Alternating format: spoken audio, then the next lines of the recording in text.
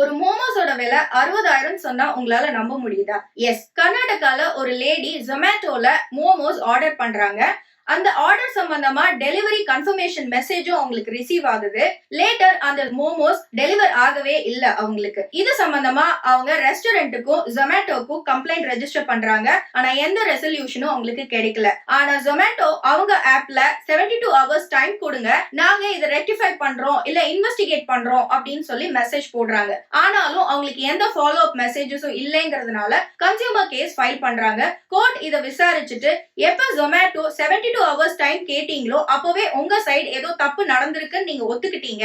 அப்படி இருக்கும்போது அதை ரெக்டிஃபை பண்ணல அப்படின்னா உங்க சைடு டெஃபிஷியன்சி இன் சர்வீஸ் அப்படின்னு சொல்லி மென்டல் அகனிக்கு 50,000 10,000 லீகல் எக்ஸ்பென்ஸும் பிளஸ் அந்த மோமோவோட விலையான 133 rupees அந்த லேடிக்கு ரீஃபண்ட் பண்ண சொன்னாங்க. இப்படிதான் அந்த ஒரு மோமோவோட விலை 60,000 ஆச்சு.